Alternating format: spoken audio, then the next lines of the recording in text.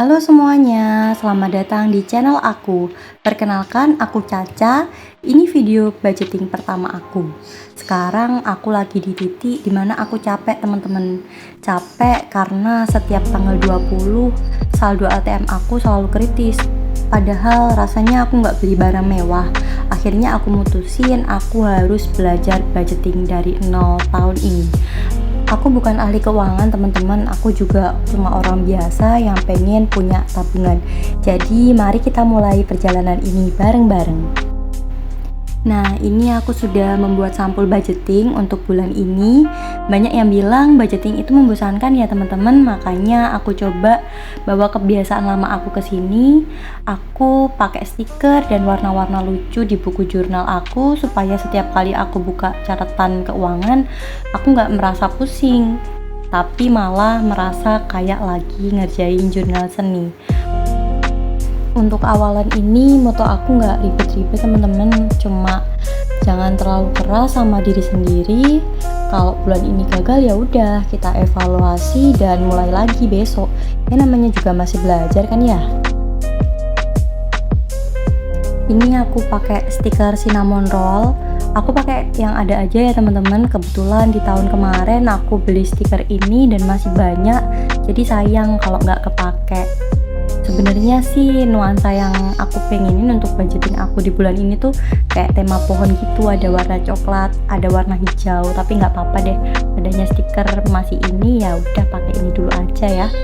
Nanti untuk nuansa yang lainnya kita ciptain pakai spidol atau pewarna aja.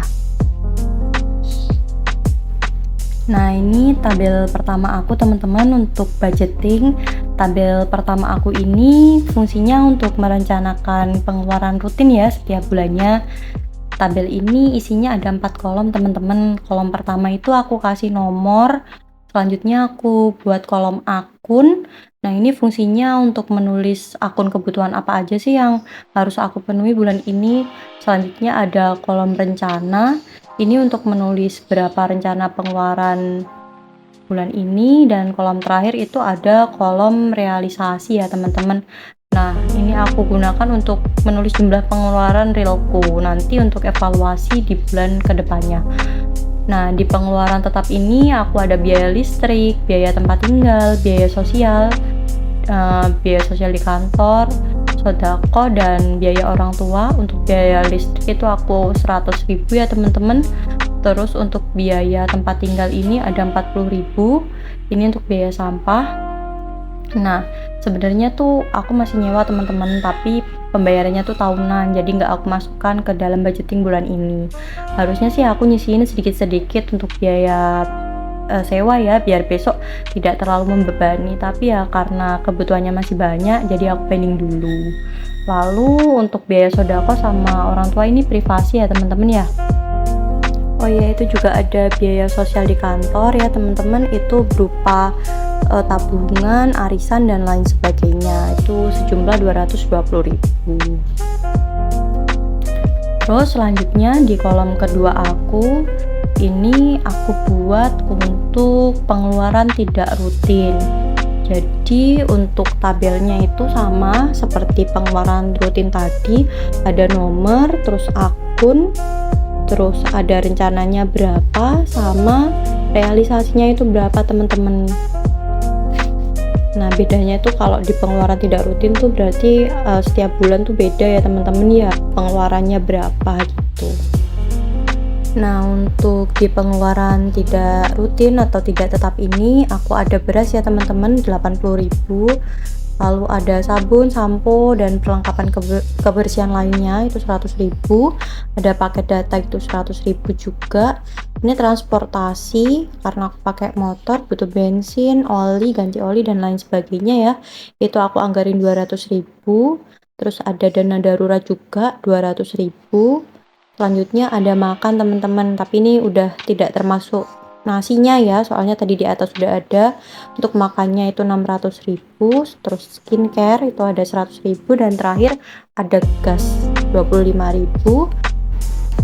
Kalau kita total itu jumlahnya ada 1.405.000 ya teman-teman ya.